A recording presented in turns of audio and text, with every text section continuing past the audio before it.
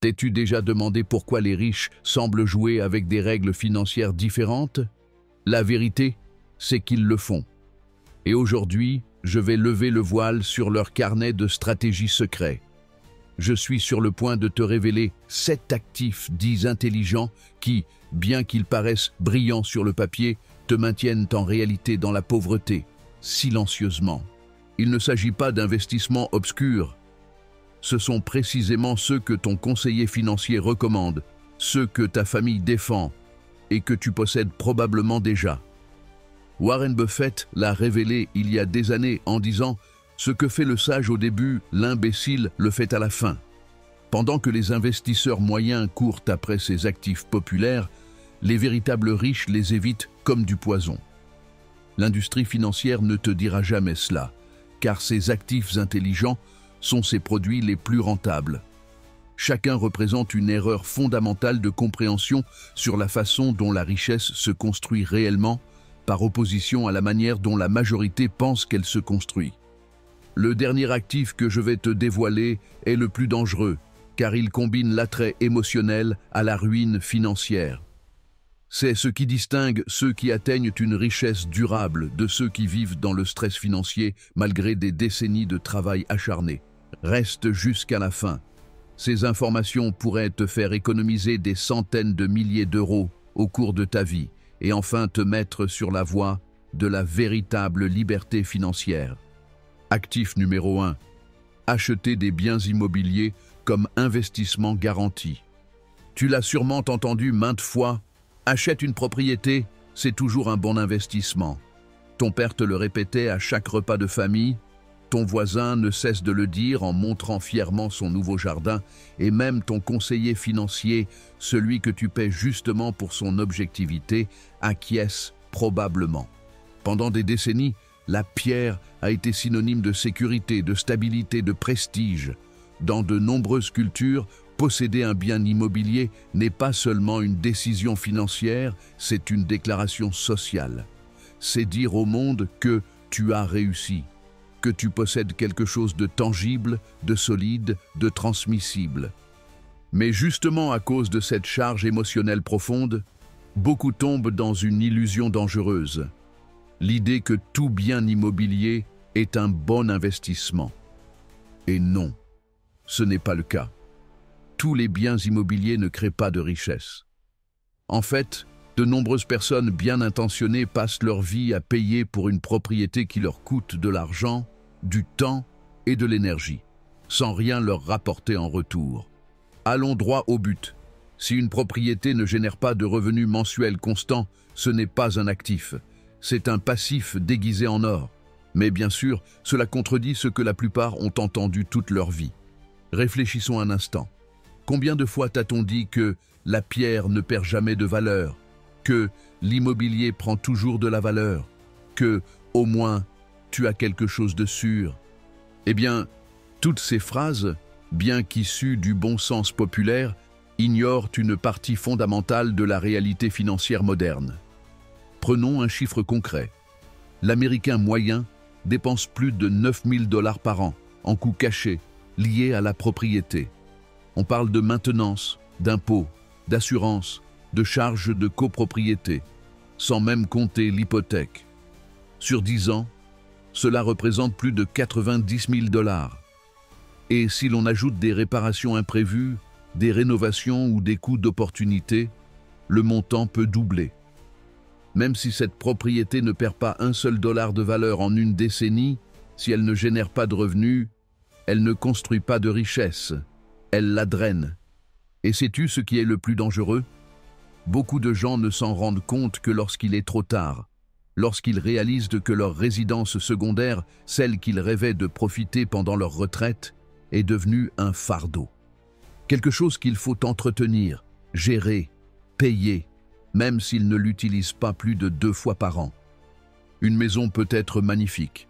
Elle peut avoir une vue sur la mer, un jardin avec piscine et des plafonds en bois. Mais si elle te coûte plus qu'elle ne te rapporte, c'est un mauvais investissement. Point final. Avant d'acheter, pose-toi une question clé. Cette propriété va-t-elle mettre de l'argent dans ma poche chaque mois? Ou va-t-elle simplement me donner quelque chose de joli à regarder pendant les longs week-ends? Prenons un exemple concret. Mike, de Chicago, a acheté un chalet à la montagne. L'idée lui semblait géniale. Air pur, nature, escapades en famille.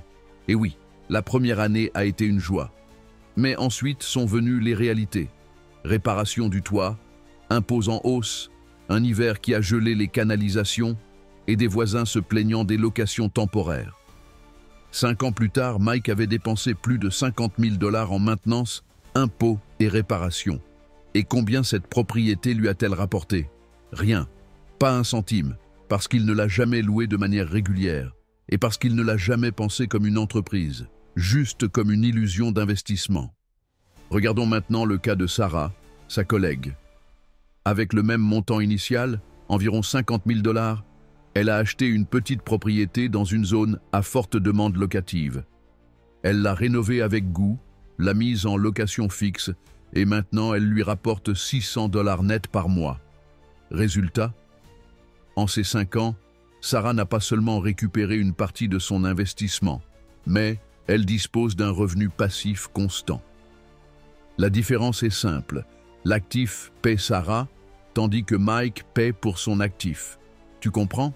Cela ne signifie pas que tu ne peux pas acheter une maison de vacances ou qu'il est mal de vouloir avoir un endroit à soi. Ce qui est problématique, c'est d'appeler investissement quelque chose qui est en réalité une dépense déguisée. Les riches n'achètent pas des propriétés sur un coup de tête. Ils achètent des propriétés qui leur rapportent, des propriétés qui génèrent un flux de trésorerie positif, même après avoir couvert tous les coûts, hypothèque, assurance, impôts, maintenance, gestion et vacances locatives. Les investisseurs immobiliers sérieux ont un mantra. Le flux de trésorerie d'abord, l'appréciation ensuite. Cela signifie que si la propriété ne s'autofinance pas dès le premier mois, on ne l'achète pas. Aussi simple que cela, parce que compter sur le fait qu'elle prendra de la valeur à l'avenir, c'est spéculer. Et spéculer, ce n'est pas investir. Si tu veux traiter les propriétés comme des investissements et non comme des trophées, tu dois apprendre à les envisager comme le font les investisseurs sérieux. Et cela commence par un mot-clé, le flux de trésorerie. Qu'est-ce que le flux de trésorerie positif? C'est simple. C'est la somme d'argent qui te reste après avoir payé toutes les dépenses associées à une propriété. Si ce qui entre est supérieur à ce qui sort, tu as un flux positif.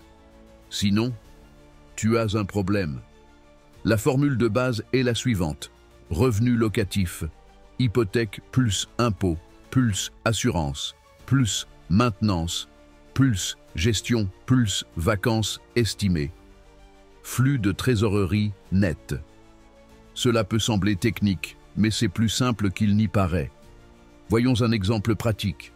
Supposons que tu achètes une propriété qui te rapporte 1 500 $ par mois en loyer. Maintenant, soustrayons hypothèque, 800 $, impôt, 150 $, assurance, 75 $, gestion, 100 $, vacances estimées, 1 mois par an, 125 $, maintenance moyenne mensuelle, 100 $, total des dépenses, 1 350 $, flux de trésorerie net, 150 $ positifs. Cela signifie que chaque mois, tu gagnes de l'argent sans lever le petit doigt. Et cet argent, en plus d'être un revenu passif, est aussi un amortisseur face à tout imprévu. Maintenant, si tu fais ces calculs et que le chiffre est négatif ou à peine à l'équilibre, tu devrais y réfléchir à 2 fois. Parce qu'un investissement qui ne génère pas d'argent n'est qu'un caprice bien déguisé. Pourquoi la majorité ne fait-elle pas ces calculs? Parce que beaucoup de gens achètent des propriétés avec émotion, pas avec logique. Ils tombent amoureux de la vue, du quartier, du jardin, du salon avec cheminée et oublient qu'un investissement n'a pas besoin de te faire tomber amoureux.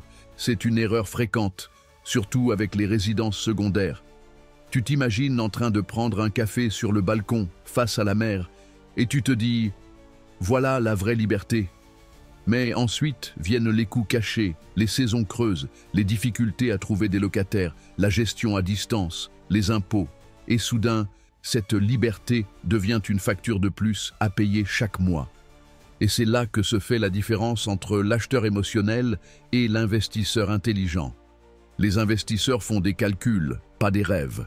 Les investisseurs professionnels analysent des dizaines de propriétés avant d'en choisir une seule. Ils évaluent l'emplacement, la demande locative, la rentabilité nette, les coûts fixes, les risques juridiques. Ils ne se laissent pas séduire par l'esthétique ou le coup de cœur. Ils vont droit aux chiffres. Ils utilisent aussi des plateformes conçues pour simplifier ce processus, comme Roofstock, permet d'acheter des biens déjà loués avec un revenu actif. Toute l'analyse financière est déjà faite. Fundrise permet d'investir dans l'immobilier de manière diversifiée, sans avoir à acheter un bien spécifique, idéal si tu ne veux pas gérer des locataires. Bigger Pockets, une communauté et des outils pour évaluer les opportunités, apprendre des autres investisseurs et utiliser des calculateurs de flux de trésorerie. Ces plateformes ne te vendent pas des rêves. Elles te montrent des données concrètes, elles t'aident à comparer, à réfléchir, à projeter. Et si tu veux vraiment cette maison de rêve à la plage ou à la montagne, le chemin intelligent n'est pas de sacrifier ta tranquillité d'esprit pour l'avoir maintenant. C'est de faire en sorte que tes investissements la paient plus tard. Comment cela fonctionnerait-il? Imaginons que tu veuilles acheter une maison de vacances à 250 000 $. Au lieu de t'endetter aujourd'hui, tu investis ce capital dans 3 petites propriétés très rentables. Chacune te rapporte 500 $ net par mois. Résultat, 1 500 $ de revenus passifs chaque mois. Au bout de 5 ans, tu as accumulé 90 000 $ rien qu'en flux de trésorerie. Et si l'on ajoute l'appréciation des biens, tu es probablement proche de pouvoir acheter cette maison de rêve comptant ou avec un prêt très faible, sans sacrifier ta stabilité financière. Ça, c'est investir avec intelligence. C'est utiliser les actifs pour financer les plaisirs, pas l'inverse. L'attachement émotionnel, le pire ennemi de l'investisseur. Il ne s'agit pas seulement de faire des calculs, il s'agit aussi de savoir quand lâcher prise. Beaucoup de gens s'accrochent à une propriété, même si elle est devenue un fardeau, simplement parce qu'ils y ont mis beaucoup d'argent, d'efforts ou de souvenirs. C'est ce qu'on appelle en économie le coût irrécupérable, ce que tu as déjà investi et que tu ne peux pas récupérer. Mais ce n'est pas une raison pour continuer à perdre. Si un bien immobilier te coûte plus qu'il ne te rapporte, il faut parfois savoir tourner la page. Pose-toi ces questions avec sincérité. Est-ce que cette propriété me génère des revenus ou seulement des dépenses? Est-ce que je la garde par stratégie ou par attachement sentimental? Est-ce que je la justifie encore uniquement parce que j'aurais trop perdu en la vendant? Si tes réponses te mettent mal à l'aise, c'est un signal d'alarme. Construire un patrimoine durable, ce n'est pas accumuler des objets. C'est prendre des décisions rationnelles, basées sur des chiffres, pas sur des émotions. Actif numéro 2. Gardez tout votre argent sur un compte d'épargne. Si vous gardez tout votre argent sur un compte d'épargne traditionnel parce que cela vous donne un sentiment de sécurité, j'ai quelque chose à vous dire qui pourrait vous mettre mal à l'aise. Cette sécurité a un coût caché, et ce n'est pas un détail. Avec le temps, ce confort que vous ressentez en voyant votre solde intact peut finir par vous coûter des milliers, oui, des milliers de dollars en pertes silencieuses. Pendant des générations, on nous a appris qu'épargner était la clé. Ne dépense pas plus que ce que tu gagnes. Mets de l'argent de côté pour l'avenir. L'argent sous le matelas ou à la banque, ça ne se perd jamais. Beaucoup d'entre nous ont grandi avec cette logique simple. Travaille, épargne et vise tranquillement. Mais ce qu'on ne nous a pas dit, c'est que cette formule, aussi bien intentionnée soit-elle, est devenue obsolète dans le contexte financier actuel. Pourquoi? Parce que les taux d'intérêt offerts par les comptes d'épargne traditionnels sont insultants de faibles. Aux États-Unis, par exemple, la moyenne est inférieure à 0,4% par an. Pendant ce temps, l'inflation, cet ennemi silencieux qui fait grimper tous les prix, dépasse les 3% chaque année, et parfois bien plus encore. Tu sais ce que cela signifie en termes simples? Que pendant que tu crois que ton argent est en sécurité, il perd de la valeur chaque jour. C'est comme si tu laissais des fruits dans un panier, couverts, pensant qu'ils sont intacts. Jusqu'au jour où tu les ouvres et découvres qu'ils ont pourri de l'intérieur. Faisons une simulation simple. Si tu déposes 10 000 $ sur un compte qui rapporte 0,4% par an, au bout de 5 ans, tu auras gagné à peine 200 $. Pendant la même période, avec une inflation de 3%, tu auras perdu plus de 1 500 $ de pouvoir d'achat. Autrement dit, tes 10 200 $ d'aujourd'hui te permettront d'acheter l'équivalent de ce que 8 700 $ te permettaient d'acheter 5 ans plus tôt. Tu vois le danger? Ce n'est pas seulement une question de mathématiques froides. C'est une question de respect envers ton travail. Tout cet argent gagné à la sueur de ton front, avec des heures supplémentaires, du stress, des sacrifices, est sous-utilisé. Chaque billet qui reste bloqué sur un compte à faible rendement est comme un employé inactif. Pire encore, il te coûte de l'argent. Et le pire, les banques le savent. Elles savent qu'elles exploitent ton besoin de te sentir en sécurité. Pendant que tu reçois des miettes d'intérêt, elles prêtent ton argent à 7%, 10%, voire 15%. Elles utilisent ton capital pour faire croître le leur. C'est ainsi qu'elles fonctionnent. Leur business repose sur ta passivité. Prenons le cas réel de Janet, à Portland. Comme beaucoup de personnes prudentes, elle a laissé 50 000 $ sur un compte d'épargne traditionnel pendant 10 ans. Elle n'y a jamais touché. Elle pensait qu'elle faisait preuve de responsabilité. Mais lorsqu'elle a analysé la perte réelle de pouvoir d'achat, elle s'est rendue compte qu'elle avait perdu plus de 15 000 $, sans avoir bougé un seul centime. Son frère Tom, en revanche, a pris une autre voie. Il s'est renseigné, a comparé les options et a transféré ce même montant vers un compte à haut rendement qui lui rapportait 4,5% par an. Le résultat? Pendant que Janet reculait, Tom avançait. Même somme, même sécurité. Résultat totalement opposé. La différence ne venait ni du montant, ni du temps, ni de la chance. Elle venait d'une seule chose, une décision informée. Aujourd'hui, il existe de nombreuses alternatives accessibles, sécurisées et bien plus rentables. Des comptes d'épargne à haut rendement proposés par des banques en ligne comme Ali, Capital One ou Marcus by Goldman Sachs peuvent offrir entre 4% et 5% par an tout en maintenant la protection fédérale, assurance FDIC aux États-Unis. Tu n'as pas besoin d'être millionnaire ni un génie de la finance. Tu as juste besoin de faire un pas. Tu veux quelque chose d'encore plus solide sur le long terme? Pense aux iBonds, des obligations du Trésor américain qui ajustent leur rendement en fonction de l'inflation. Elles sont stables, garanties par l'État et constituent un excellent outil pour préserver la valeur de ton épargne face à l'augmentation du coût de la vie. La clé, c'est de comprendre que la sécurité offerte par les banques traditionnelles est plus psychologique que réelle. Elles te donnent une illusion de stabilité émotionnelle, oui, mais en échange de sacrifier ta rentabilité. Et il ne s'agit pas de devenir un investisseur agressif ni de mettre toutes tes économies dans des crypto-monnaies ou des actions volatiles. Il s'agit d'être stratégique, de déplacer ton argent là où il peut travailler, même lentement, mais sans s'oxyder pendant que tu continues à rêver d'une retraite paisible. Et puis, à l'ère du numérique, tu n'as plus d'excuses. Ouvrir un nouveau compte peut te prendre moins de 30 minutes depuis ton ordinateur ou ton téléphone. Inutile d'aller à la banque, de faire la queue ou de lire des conditions obscures. Tout est à portée de main, littéralement. Une fois ce pas franchi, le reste devient automatique. Ton argent commence à générer des intérêts réels. Ce n'est pas de la magie, c'est de l'efficacité. Et encore une chose, si tu as des enfants, des neveux ou des petits-enfants, leur enseigner cela aujourd'hui peut changer leur avenir. Parce qu'eux aussi entendront ce vieux conseil. Économise, mets de côté, protège ton argent. Mais toi, maintenant, tu sais que ce conseil, sans contexte, peut coûter très cher. Faire travailler ton argent, ce n'est pas de la cupidité. C'est du bon sens. C'est protéger ce que tu as mis tant d'efforts à construire. Alors ne repousse pas cette décision à demain. Choisis d'agir aujourd'hui. Fais un geste aussi simple que d'ouvrir un nouveau compte et de transférer tes économies, parce qu'à chaque jour qui passe, ton argent sur ce vieux compte perd de sa valeur. Et tu mérites bien mieux que ça. Actif numéro 3. Acheter une voiture neuve comme récompense. Vous avez travaillé dur toute votre vie. Vous avez été constant, engagé, responsable.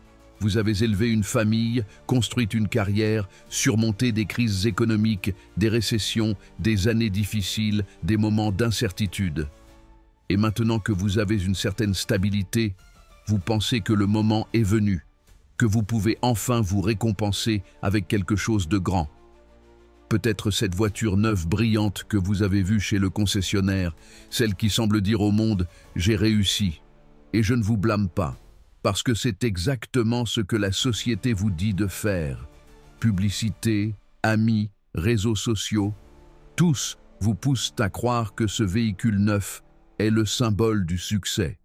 Vous l'avez mérité, répète-t-il comme un mantra. Mais permettez-moi d'être honnête avec vous. Il y a une réalité que personne ne vous dit.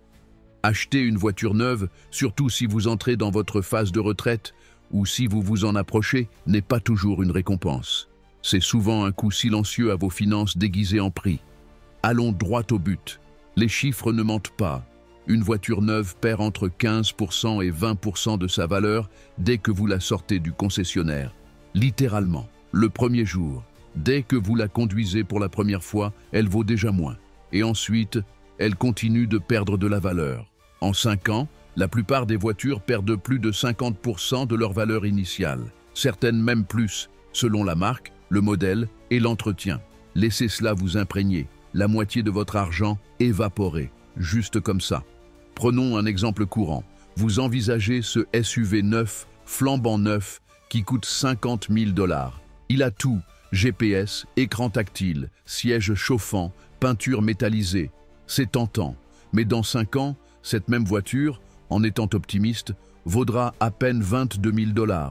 Autrement dit, vous aurez perdu 28 000 $ sans que la voiture ne tombe en panne, sans accident, sans vol, simplement avec le passage du temps. Et cela nous amène à quelque chose d'encore plus important, le coût d'opportunité. Qu'est-ce que c'est? C'est ce que vous avez perdu en n'utilisant pas cet argent autrement. Parce que ces 28 000 $ qui se sont envolés en dépréciation auraient pu travailler pour vous. Investi de manière conservatrice, par exemple dans un fonds indiciel rapportant 7% par an, ces 28 000 deviendraient plus de 55 000 $ en 10 ans. Et cela sans ajouter un seul dollar de plus. Voyez-vous ce que vous perdez réellement lorsque vous faites un mauvais choix? Maintenant, certains diront « Eh bien, je veux profiter, je ne vais pas emporter l'argent dans la tombe. » Et vous avez raison, il ne s'agit pas de vivre dans la peur ni de compter chaque centime. Mais il ne s'agit pas non plus de jeter par la fenêtre le travail de toute une vie pour une émotion passagère, pour un caprice déguisé en besoin. Prenons le cas de Jim, un homme du Texas. Jim avait exactement cette idée. Il voulait un SUV neuf. Mais avant de se lancer, il a décidé de faire des recherches. Il a fini par acheter le même modèle qu'il voulait, mais d'occasion, avec 2 ans d'ancienneté, peu de kilomètres et encore sous garantie. Le prix, 35 000 $ au lieu de 50 000. Même confort, même fonctionnalité, même fiabilité. Mais avec 15 000 $ restés sur son compte d'investissement. 5 ans plus tard, la voiture de Jim et la voiture neuve du concessionnaire valent presque la même chose. Mais savez-vous ce qui n'est pas pareil? Le compte d'investissement. Ces 15 000 $ ont continué à croître, générant des intérêts, travaillant pour lui. Alors je vous pose la question, est-ce que cette odeur de voiture neuve vaut vraiment des dizaines de milliers de dollars? Vaut-elle de sacrifier cet argent qui pourrait vous aider à prendre votre retraite plus tôt, à voyager davantage ou simplement à vivre avec moins de soucis? L'alternative intelligente est claire, acheter des véhicules âgés de 2 à 3 ans, qui ont peu de kilomètres, sont bien entretenus et encore sous garantie. Vous obtiendrez pratiquement tous les avantages d'une voiture neuve, technologie moderne, efficacité, fiabilité, mais sans payer le prix gonflé pour être le premier propriétaire. Et comment vous assurer que la voiture d'occasion est en bon état? Utilisez des outils comme Carfax, AutoCheck ou faites une inspection pré-achat avec votre mécanicien de confiance. Aujourd'hui, vous avez à votre disposition de nombreuses façons d'acheter avec information, pas avec intuition. Et si vous êtes de ceux qui veulent vraiment changer de voiture tous les quelques années, une autre option à considérer est le leasing. Ce n'est pas toujours la plus économique, mais cela peut vous offrir de la flexibilité. Cela dit, lisez bien le contrat, calculez tous les coûts et assurez-vous de ne pas signer quelque chose qui, au final, sera plus cher que l'achat. Maintenant, au-delà des chiffres, il y a quelque chose qui pèse souvent plus, l'ego. Parce que parfois, ce que nous voulons vraiment, ce n'est pas la voiture, mais ce que la voiture représente. Statut, reconnaissance, validation, sentir que nous sommes à la hauteur. Mais cela a un coût, et c'est là qu'intervient la véritable liberté financière. Ce n'est pas de conduire la voiture la plus chère du quartier, c'est de savoir que votre argent est bien investi, que vous n'êtes pas piégé par les apparences, que vous n'avez pas besoin de vous endetter ni de vous décapitaliser pour prouver quelque chose à quelqu'un. Le plus curieux, c'est que souvent, nous ne nous rendons même pas compte de ce qui se passe. Le processus d'achat d'une voiture neuve est conçu pour activer nos émotions. Les lumières du concessionnaire, la brillance de la voiture, l'odeur caractéristique du neuf, les brochures avec des modèles dans des paysages spectaculaires, tout vise le même objectif. Vous convaincre que ce n'est pas seulement un achat, c'est un moment de fierté, une étape, une célébration de votre effort. Et il n'y a rien de mal à vouloir se récompenser. En fait, après des décennies de travail, vous méritez de profiter de vos réussites. Mais la question clé est, choisissez-vous un plaisir intelligent et durable ou une satisfaction fugace qui compromet votre avenir? Parce qu'acheter une voiture neuve, surtout si vous le faites à crédit, peut vous lier pendant des années à des mensualités élevées, des assurances plus chères et des dépenses imprévues. Et ce qui était au départ une illusion de liberté devient rapidement un fardeau qui vous limite, vous empêche d'économiser, d'investir ou de prendre des décisions sans penser à la prochaine mensualité de la voiture. Il y a beaucoup de personnes qui, après avoir pris leur retraite, ont acheté une voiture neuve pour en profiter avec le temps. Mais comme elles ont financé l'achat, elles ont fini par payer des intérêts élevés ou en consommant une partie de leur fonds de retraite. Résultat, des années plus tard, elles vendent cette même voiture, déjà dépréciée, pour couvrir des dépenses essentielles. Ce qui devait être une joie s'est transformé en problème. Et cela s'aggrave lorsque l'achat de la voiture se mêle à des émotions comme la peur de vieillir, le désir de montrer qu'on peut encore le faire, ou le besoin de compenser des frustrations passées. Dans ces cas, nous ne prenons pas une décision financière mais émotionnelle. Et les décisions émotionnelles, en matière d'argent, coûtent souvent cher. C'est pourquoi une bonne stratégie consiste à se poser quelques questions inconfortables avant d'acheter. Est-ce que j'achète cette voiture parce que j'en ai besoin ou parce que je veux ressentir quelque chose? Cette dépense est-elle en ligne avec mes objectifs financiers à long terme? Comment cette acquisition sera-t-elle perçue dans 5 ans? Vais-je encore la célébrer ou vais-je le regretter? Répondre honnêtement peut vous aider à vous arrêter avant de commettre une erreur coûteuse. Il est également utile de comparer des scénarios. Par exemple, au lieu de dépenser 50 000 $ pour une voiture neuve, que se passe-t-il si vous en achetez une à 25 000 et que vous investissez les 25 000 autres à un taux de 6% annuel? En 10 ans, cet investissement vaudrait plus de 44 000 $. Cela pourrait financer plusieurs voyages, aider un enfant ou un petit-enfant, ou vous offrir une retraite plus confortable. La clé n'est pas de se priver de tout, mais de choisir intelligemment. Il existe des voitures d'occasion en excellent état, avec une technologie moderne, des systèmes de sécurité avancés, une consommation réduite et une esthétique impeccable. Certaines sont même vendues avec des garanties prolongées ou des certifications constructeurs. De plus, une voiture plus économique vous permet aussi de choisir une assurance moins coûteuse, de payer moins en réparation et de réduire votre stress si quelque chose casse. Elle vous libère mentalement et vous permet d'utiliser votre argent pour d'autres choses qui souvent laissent des souvenirs bien plus durables qu'un simple véhicule.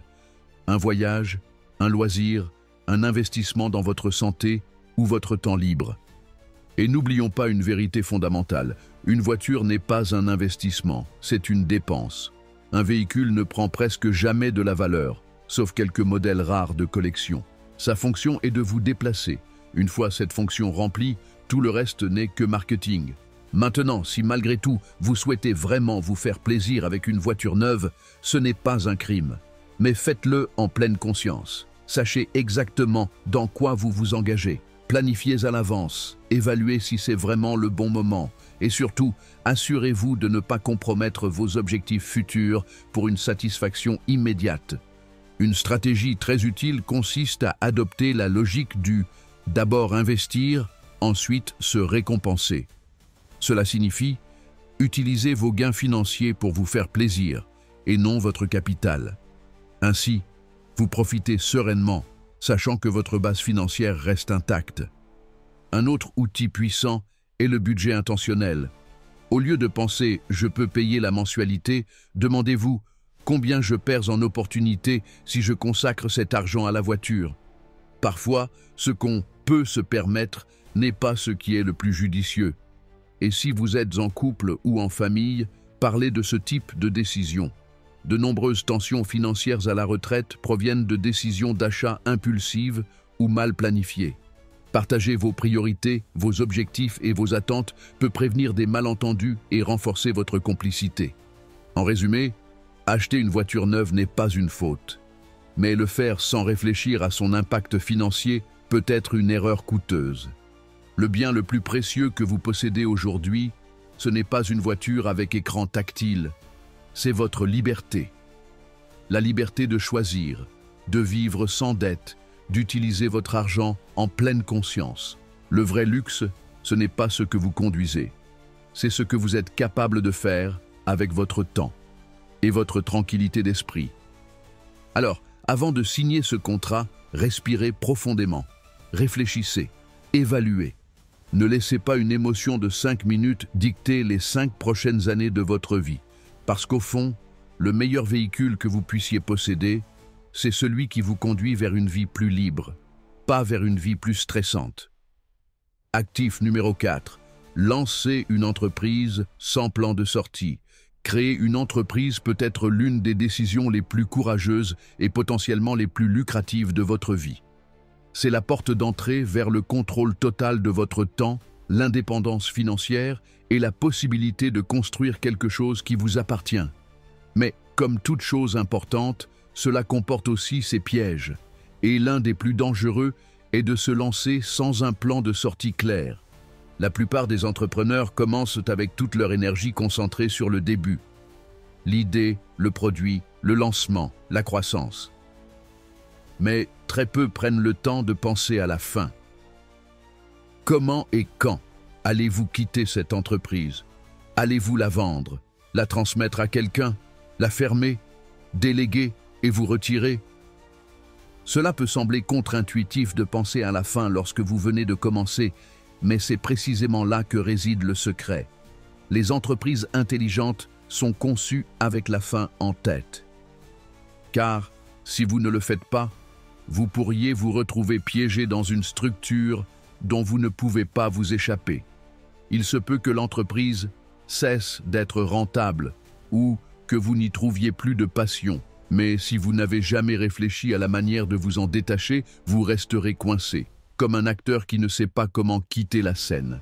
Ce type de blocage n'est pas seulement épuisant, il peut aussi coûter cher. Des années d'efforts peuvent se terminer en frustration, en opportunités manquées et en une entreprise qui vous demande plus qu'elle ne vous apporte. Et cela, ce n'est pas la liberté, c'est un piège déguisé en indépendance.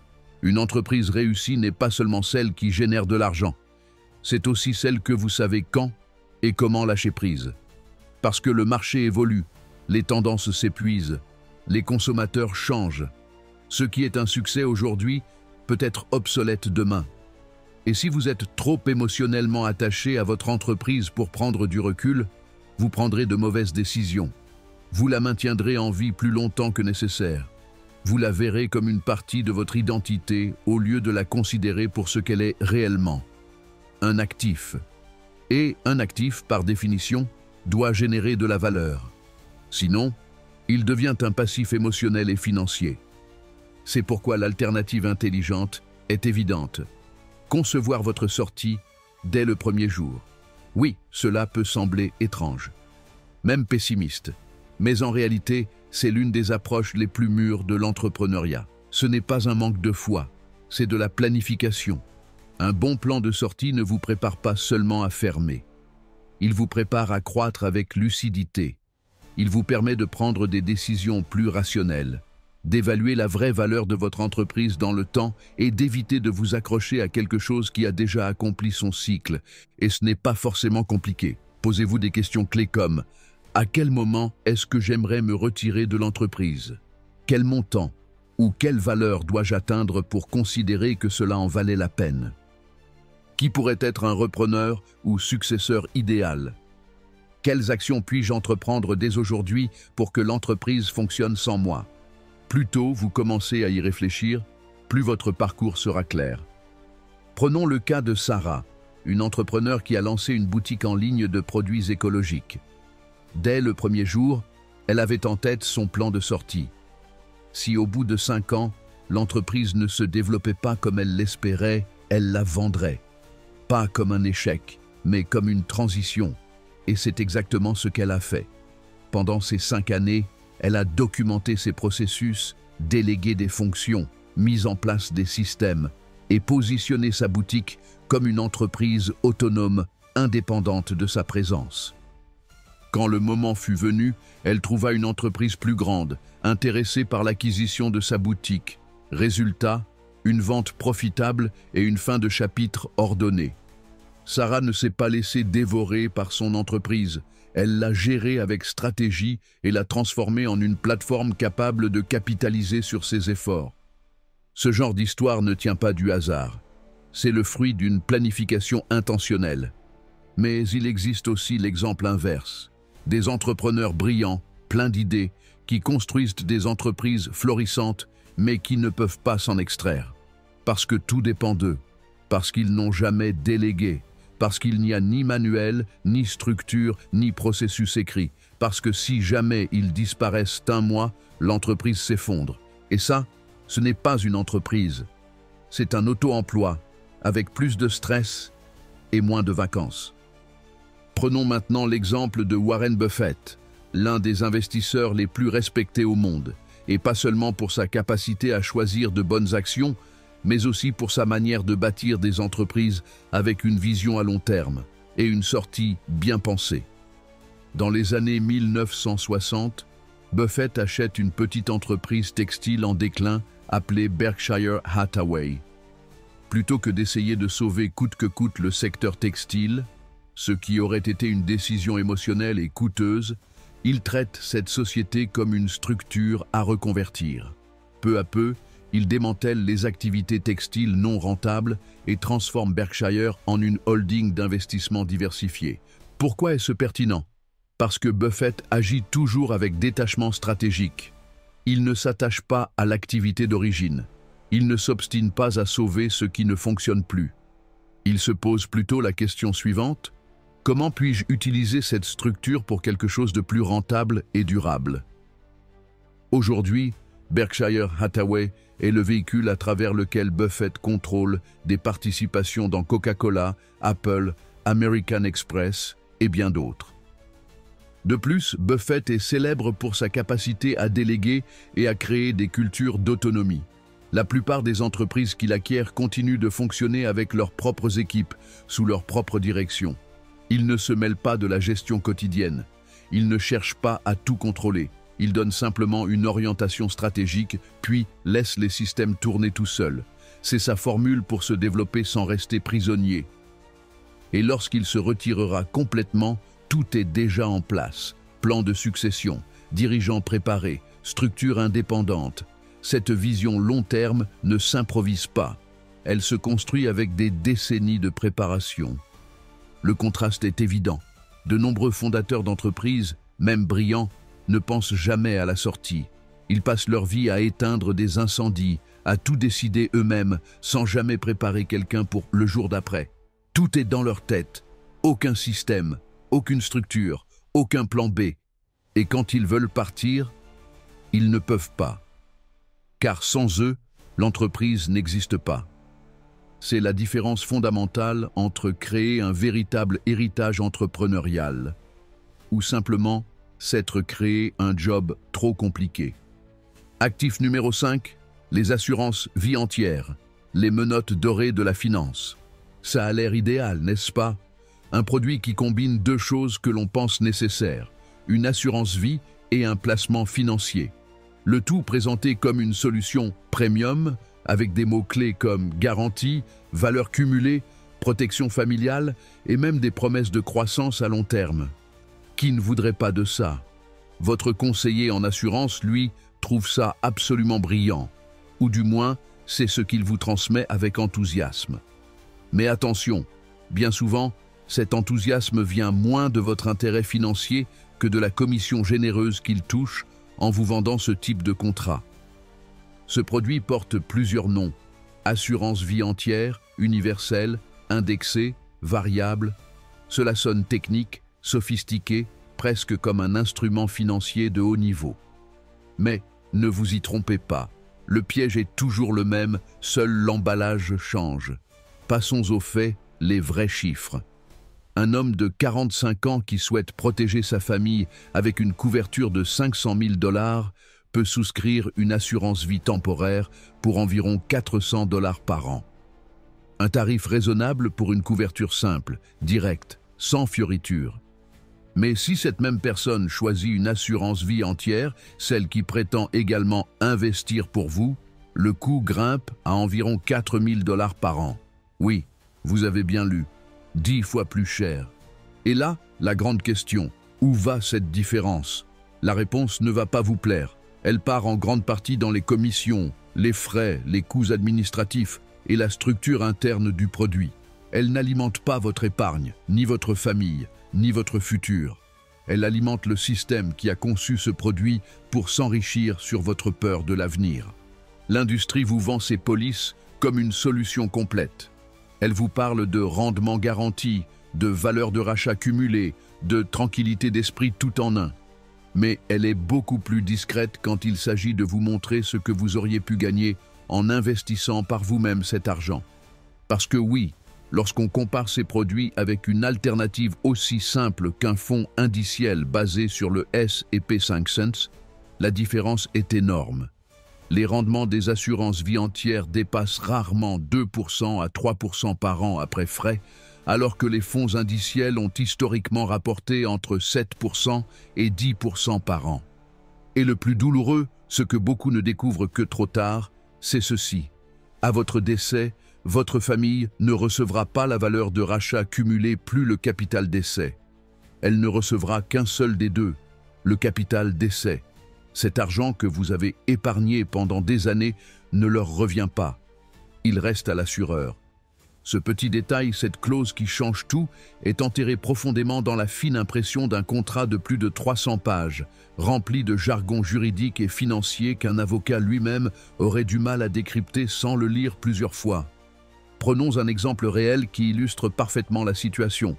Paul du Michigan a souscrit à 40 ans une police d'assurance vie entière avec un volet investissement. Il a versé religieusement 650 $ par mois pendant 20 ans. Cela représente 156 000 $ au total. Et combien a-t-il accumulé dans la valeur de rachat? À peine 98 000 $. Et encore, si Paul venait à mourir, sa famille n'aurait pas reçu ces 98 000 $ en plus de l'assurance décès. Non, seulement le capital prévu. Comparons cela avec son frère jumeau, Marc. Lui a opté pour une solution bien plus simple. Il a souscrit une assurance temporaire pour 50 $ par mois et a investi les 600 $ restants chaque mois dans un fonds indiciel S&P 500. Résultat, en 20 ans, son investissement a franchi les 380 000 $, 4 fois plus que la valeur cumulée par Paul. Avec la même couverture décès. Les deux voulaient protéger leur famille. Les deux voulaient investir. L'un l'a fait avec un produit complexe et coûteux, l'autre avec une stratégie simple et transparente. Prenons maintenant un instant pour réfléchir à votre propre situation. Si vous avez actuellement une assurance vie entière, posez-vous ces questions essentielles. Savez-vous exactement combien vous payez en commissions et frais? Comprenez-vous comment est calculée la valeur de rachat et quand vous pouvez y accéder? Avez-vous vérifié si votre famille recevra vraiment plus que ce que vous avez investi? Si vous ne pouvez pas répondre à ces questions avec certitude, il est probable que vous payiez trop cher pour un produit qui ne vous convient pas.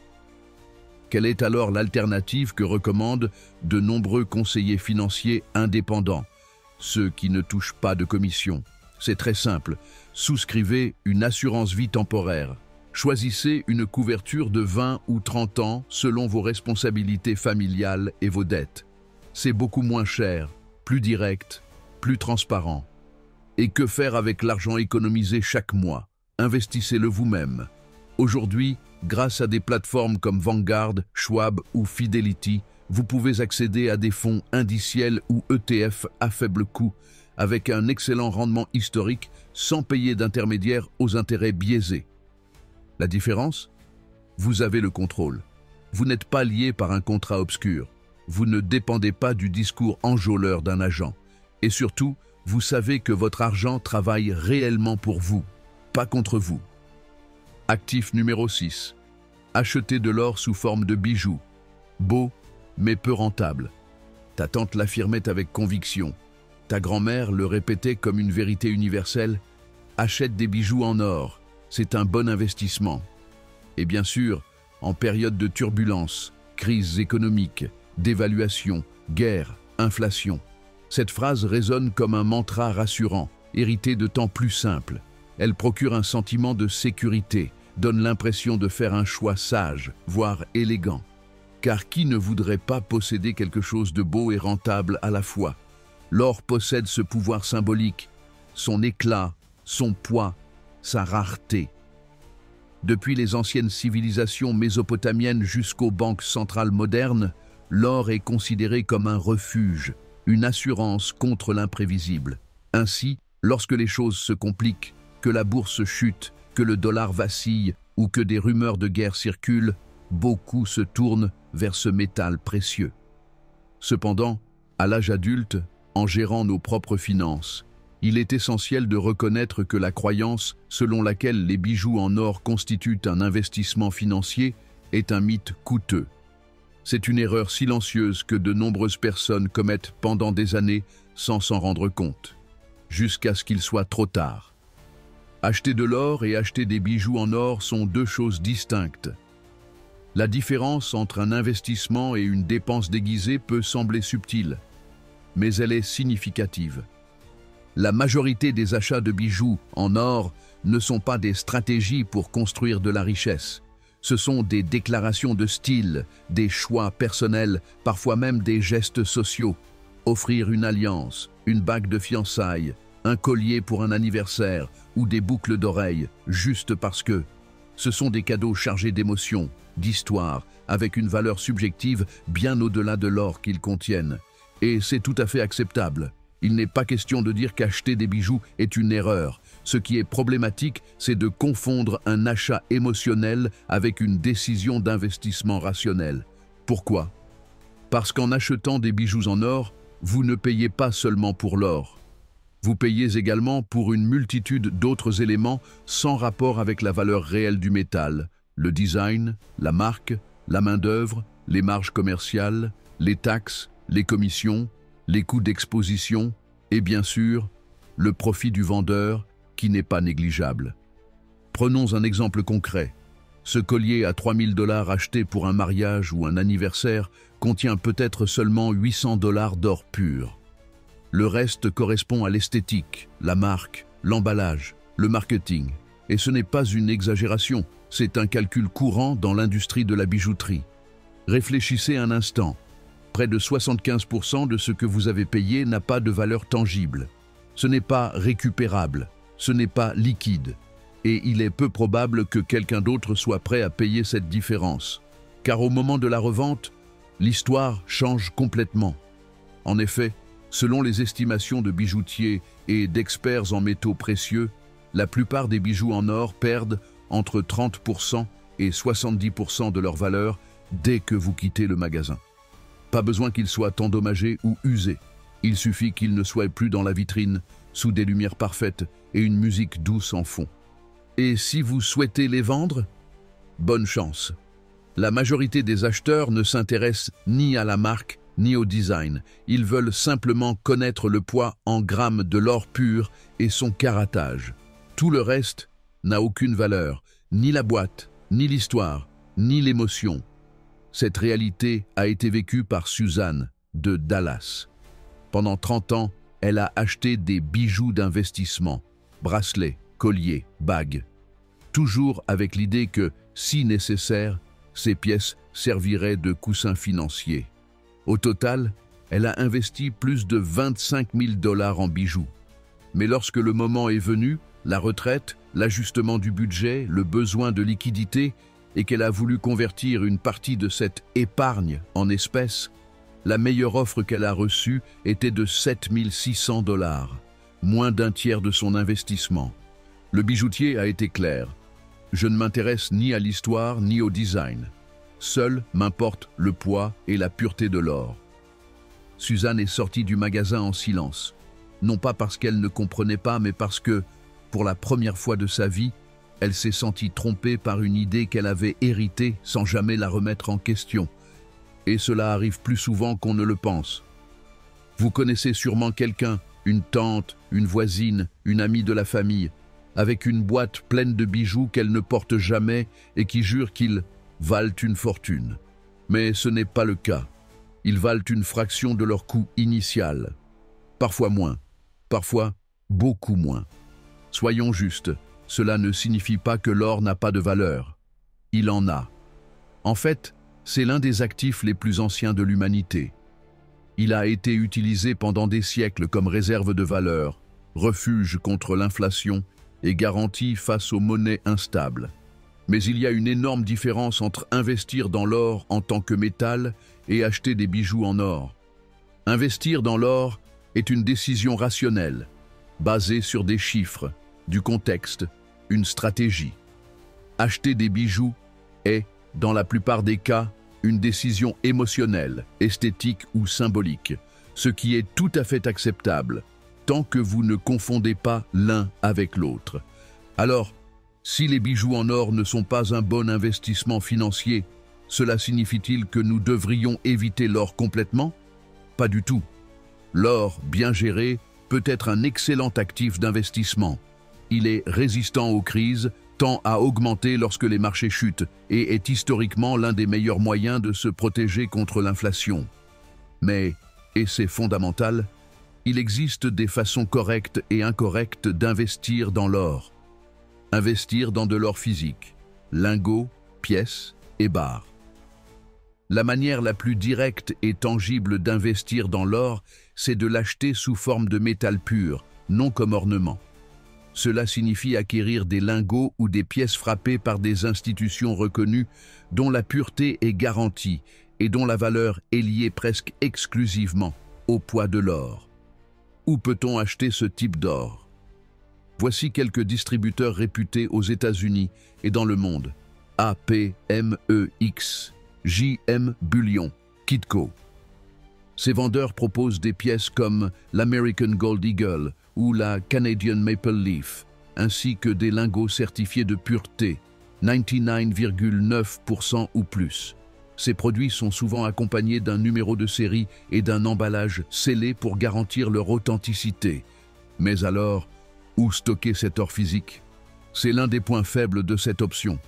Si vous choisissez de garder de l'or chez vous, vous aurez besoin d'un coffre-fort, de discrétion et de mesures de sécurité. Vous pouvez également opter pour un stockage professionnel dans des coffres privés ou en banque, mais cela engendre des coûts supplémentaires. De plus, revendre de l'or physique peut prendre du temps. Il faut trouver un acheteur, vérifier l'authenticité, négocier le prix, qui, souvent, est inférieur à la valeur de marché. On vous paie presque toujours moins. C'est pourquoi, si vous cherchez quelque chose de plus liquide, il existe d'autres solutions. Les ETF, investir dans l'or sans le manipuler. L'une des façons les plus simples d'investir dans l'or sans avoir à le toucher physiquement est d'utiliser les fonds cotés en bourse, ETF. Ces fonds sont adossés à de l'or réel, stocké dans des coffres, et vous achetez des parts qui reflètent la valeur du métal. Parmi les plus connus, Gold, IAU, SGOL. Avantage, se négocie comme des actions depuis votre compte en ligne habituel. Haute liquidité, vous pouvez les vendre en quelques secondes. Frais très bas, aucun souci de stockage ni de sécurité. Inconvénient, vous ne voyez ni ne touchez l'or. Pour certains, cela compte symboliquement. Vous faites confiance au fonds pour détenir réellement l'or qu'il prétend avoir. Mais dans la réalité, pour la majorité des investisseurs particuliers, les ETF sont la manière la plus efficace et la plus accessible de s'exposer à l'or comme actif. Attention aux arnaques, une règle d'or à respecter. Si vous décidez d'acheter de l'or, physique ou via plateforme, il y a une règle essentielle à suivre. Méfiez-vous des offres trop belles pour être vraies. Si un site web vous vend de l'or à un prix inférieur à celui du marché, s'il n'a pas d'adresse physique ou s'il n'est pas certifié par des organismes comme le Better Business Bureau ou la National Futures Association, n'achetez pas. En période de crise, les ventes d'or faux ou d'or de faible pureté explosent. Et malheureusement, beaucoup de gens se retrouvent avec des lingots en laiton plaqués or, pensant avoir fait l'affaire du siècle. La règle est simple, mieux vaut payer un peu plus dans un endroit fiable que de risquer de se faire arnaquer. Et si vous avez déjà des bijoux en or? Supposons que vous lisiez ceci et vous pensiez « Oui, mais moi j'ai déjà une boîte pleine de bijoux. Que faire avec ça ?» Voici quelques étapes possibles. Faites-les estimer dans une maison sérieuse de rachat de métaux ou de bijouterie. Demandez un détail du poids, de la pureté et de la valeur de l'or. Évaluez si vous voulez les vendre pour investir dans de l'or réel ou dans des ETF. Comparez les offres. Ne vous contentez pas de la première. Certains bijoutiers offrent 60% de la valeur, d'autres 80%. 2 ou 3 devis peuvent faire toute la différence. Mais le plus important, c'est de changer d'état d'esprit. Comprendre que ce que vous pensiez être une réserve financière ne l'est peut-être pas, et agir en conséquence. Il est compréhensible que votre grand-mère ait cru que les bijoux en or étaient une forme d'épargne. À son époque, il n'y avait pas d'ETF, pas d'accès en ligne au marché, ni de plateforme globale d'investissement. Pour elle, posséder une chaîne en or était un symbole d'épargne, d'effort, de prudence. Mais aujourd'hui, vous avez des outils, vous avez de l'information, vous avez des données. Et avec ça vient la responsabilité de prendre de meilleures décisions. Acheter des bijoux pour leur beauté, pour le plaisir, pour leur signification. Parfait. Les offrir en cadeau, les porter lors d'occasions spéciales, les inclure dans votre style personnel, également parfait. Mais ne les confondez pas avec un plan de retraite. Actif numéro 7. Prêter de l'argent à la famille et aux amis. Émotionnellement noble, financièrement risqué. Ils avaient besoin d'aide. Vous aviez l'argent. Vous avez dit oui, parce que c'est ce que font les bonnes personnes. Parce que vous avez été élevé pour être présent dans les moments difficiles. Parce que la famille, c'est la famille. Et quand quelqu'un de proche est en difficulté, il est naturel, instinctif, de tendre la main. Wikipédia. Au début, tout s'est fait avec les meilleures intentions. Pas de tension, pas de soupçon. Peut-être avez-vous pensé, je lui prête un moment, il me le rendra, et c'est tout. C'était un accord informel, sans papier, sans condition, juste de la bonne foi. Mais avec le temps, quelque chose a changé. Ce qui a commencé comme un prêt amical s'est peu à peu transformé en quelque chose de trouble, en un don non déclaré, en une dette flottante avec des émotions en jeu. Et le pire, avec des attentes qui n'ont jamais été clairement exprimées, mais qui planent maintenant comme des nuages lourds à chaque conversation, à chaque réunion de famille, à chaque dîner où cette personne arrive. Et vous ne pouvez pas vous empêcher de penser « Et mon argent ?» Ce n'est pas une exagération, c'est une expérience partagée par des millions de personnes. Et souvent, on n'en parle pas par honte, parce qu'il est difficile d'admettre que vous avez fait quelque chose avec le cœur et que cela s'est mal passé. Cela vous est-il déjà arrivé? Avez-vous prêté de l'argent à quelqu'un de proche, de bonne volonté, et ensuite vous l'avez regretté? Avez-vous ressenti ce mélange de colère et de culpabilité? Ou peut-être attendez-vous encore qu'on vous rende le mois prochain quelque chose que vous avez prêté il y a 3 ans? Vous n'êtes pas seul.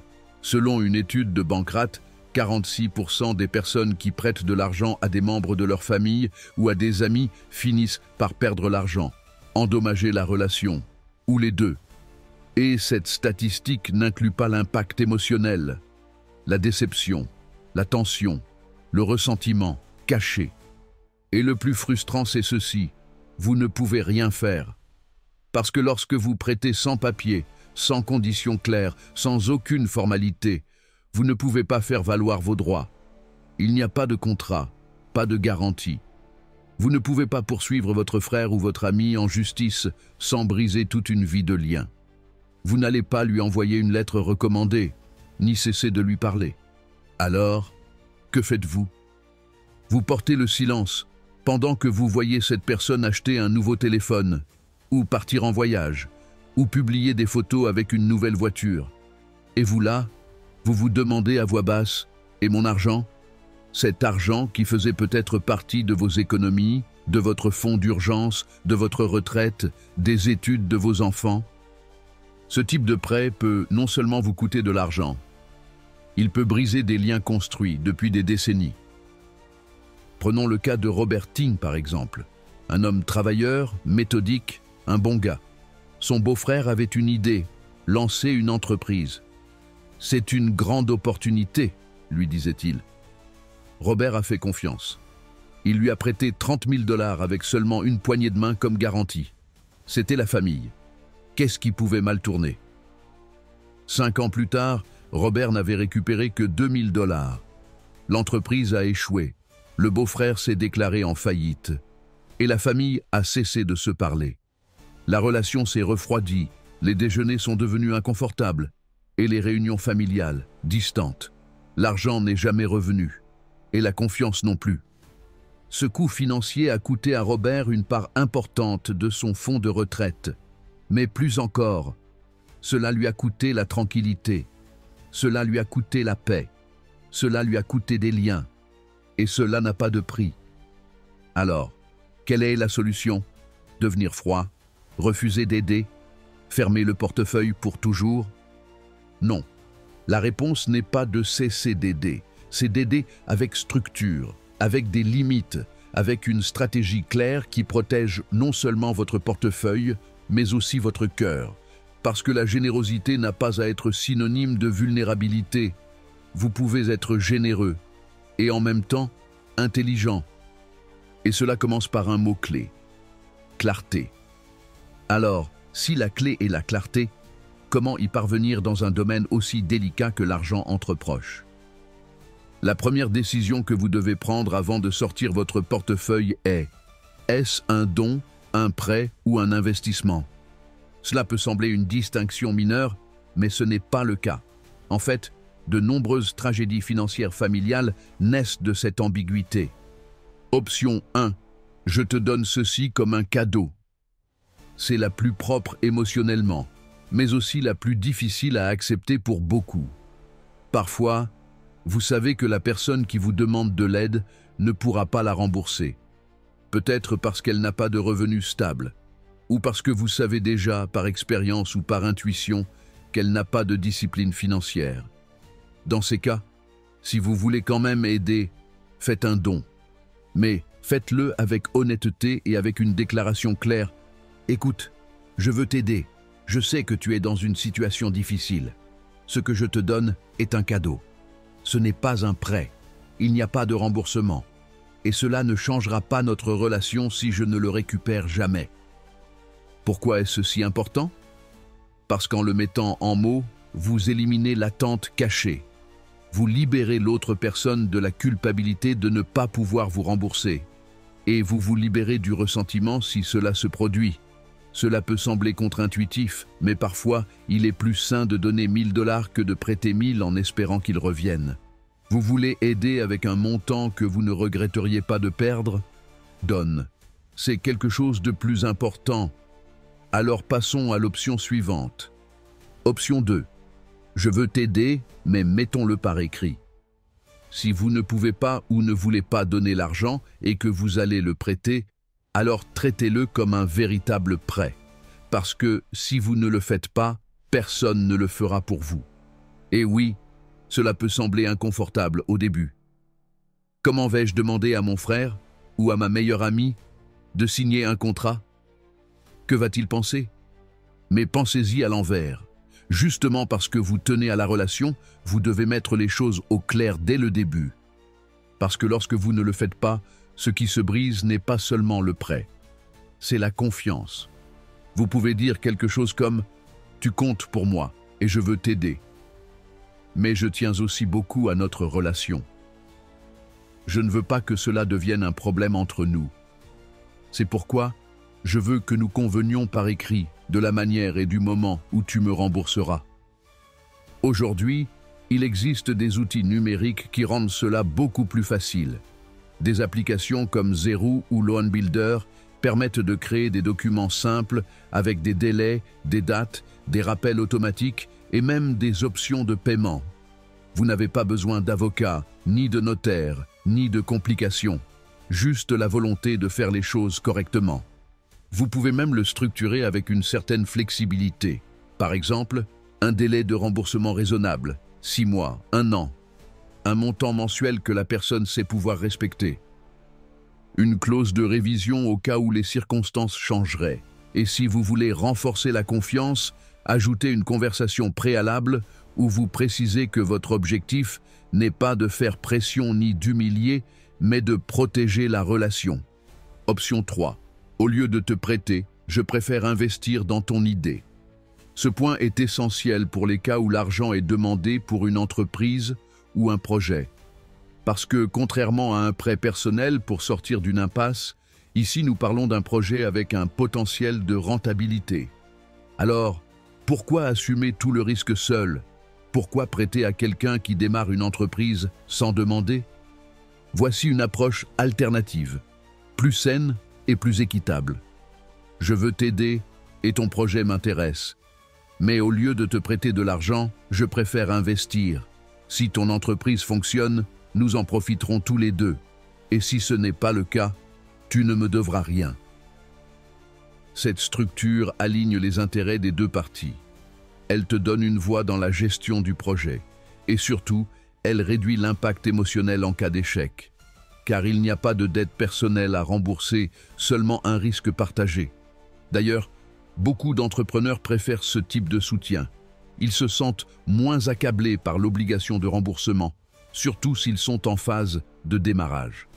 En revanche, ils prennent plus à cœur la responsabilité de réussir, puisque l'investisseur est désormais un partenaire, pas un créancier. Bien entendu, cela nécessite un accord formel. Avant de sortir le moindre centime, discutez ensemble des points suivants. Quel pourcentage de l'entreprise te revient? As-tu droit à des dividendes, à une part des bénéfices? Que se passe-t-il si l'entreprise est vendue ou si elle ne dégage pas de profit? Auras-tu un mot à dire dans les décisions stratégiques? Si tout cela n'est pas clair, ce n'est pas un investissement, c'est un malentendu en devenir. Conclusion finale, la véritable richesse ne brille pas, elle se construit ligne. Aujourd'hui, nous arrivons au terme d'un voyage révélateur. Un parcours à travers 7 décisions financières qui, pendant des années, ont été considérées comme intelligentes, sûres et responsables. Des décisions que vos parents ont probablement saluées, que vos amis répètent sans remettre en question, et que de nombreux conseillers financiers recommandent encore avec enthousiasme. Mais la vérité est que, si elles ne sont pas gérées avec stratégie, elles peuvent devenir des ancres silencieuses qui tirent de votre avenir vers le bas. Ces 7 actifs ne sont pas mauvais en soi. En fait, chacun d'eux peut faire partie d'une stratégie de richesse. Mais le problème survient lorsqu'ils sont achetés, contractés ou maintenus par inertie, par pression sociale ou par habitude. Faisons un bref récapitulatif. Propriété sans flux de trésorerie. Acheter un bien immobilier uniquement pour avoir quelque chose à soi peut sembler noble. Mais si cet actif ne génère pas de revenus, s'il ne s'autofinance pas, s'il n'ajoute pas plus à votre portefeuille qu'il ne vous coûte, alors vous n'investissez pas. Vous êtes lié à une structure coûteuse, lente, émotionnelle et souvent inefficace. Compte d'épargne traditionnel. On nous a appris à épargner à la banque comme si c'était synonyme de sécurité. Mais aujourd'hui, avec des rendements de 0,4% et une inflation qui dépasse les 3%, garder de l'argent là-bas, c'est comme le cacher dans un tiroir avec des termites. Vous le voyez, mais chaque jour, il vaut moins. Voiture neuve comme récompense personnelle. Inaugurer une voiture peut sembler un symbole de succès. Mais quand cette voiture perd 50% de sa valeur en 5 ans, récompensez-vous vraiment vos efforts ou punissez-vous votre avenir? Entreprise sans plan de délégation. Entreprendre peut être un chemin merveilleux vers la liberté financière. Mais si l'entreprise dépend à 100% de vous, si vous ne pouvez pas prendre de vacances sans que tout s'effondre, alors vous n'avez pas une entreprise. Vous avez un autre emploi et un qui paie probablement moins et consomme plus. Assurance vie entière comme investissement. La promesse de mêler protection et rentabilité est tentante. Mais lorsque vous découvrez que votre famille ne recevra que le montant assuré et non la valeur accumulée et que vous avez payé 10 fois plus que pour une police temporaire, vous réalisez que l'assurance était pour le vendeur, pas pour vous. Bijoux en or comme investissement, ils sont magnifiques, ils sont symboliques, mais ce ne sont pas une stratégie financière. Les bijoux perdent de la valeur dès que vous sortez du magasin. Si vous voulez investir dans l'or, faites-le avec des ETF, des lingots certifiés ou des fonds soutenus. Pas avec des chaînes de 18 carats enveloppées dans du velours rouge. Prêt sans structure aux proches. Aider, c'est bien. Mais aider sans limite, sans conditions claires, sans accord écrit, c'est une recette pour la tension, la culpabilité et le ressentiment. De nombreuses familles se sont brisées à cause d'un mauvais prêt. Peu se sont ruinés pour avoir dit non. Ce qui unit ces 7 erreurs, ce n'est pas l'ignorance. C'est la confiance mal dirigée. Nous faisons confiance à ce qu'on nous a dit enfant. Nous faisons confiance à ce que fait la majorité. Nous faisons confiance à des idées héritées, sans les mettre à jour. Et cette confiance n'est pas toujours méritée. Parfois, elle est imposée. La bonne nouvelle, c'est que maintenant, vous le savez. Et la connaissance, même si elle est parfois inconfortable, donne toujours du pouvoir. Aujourd'hui, vous avez un nouveau regard, plus critique, plus conscient, plus libre. Parce qu'il ne s'agit pas d'arrêter d'acheter des propriétés, ni de ne pas avoir de voiture, ni de dire non à celui qui vous demande de l'aide. Il s'agit de choisir avec stratégie, pas avec des réflexes, d'agir avec intention, pas par impulsion, de construire, pas seulement de paraître. Beaucoup de ces actifs peuvent vous donner du prestige social. Ils peuvent vous faire sentir stable, respecté, mature. Mais la véritable stabilité ne réside pas dans ce que vous montrez. Elle réside dans ce que vous avez quand personne ne vous regarde. Et enfin, construisez avec patience. La véritable richesse ne repose pas sur des décisions rapides, ni sur des luxes instantanés. Elle repose sur des choix silencieux, cohérents, répétés, jour après jour, année après année. Vous ne la verrez pas sur Instagram, elle ne brillera pas comme une nouvelle montre, mais elle sera là quand vous en aurez besoin. Et c'est cela, la liberté. La liberté de dire non, de choisir, d'aider vraiment, de vivre sans peur de manquer. Merci d'être arrivé jusqu'ici, de penser différemment, de remettre en question. Maintenant, c'est à vous de continuer le chemin. Et si une partie de ce message vous a dérangé, vous a ému ou vous a mis mal à l'aise, célébrez-le. C'est le signe que vous grandissez. La liberté financière ne s'hérite pas, elle se construit, décision après décision. Que ferez-vous aujourd'hui avec ce que vous avez appris ?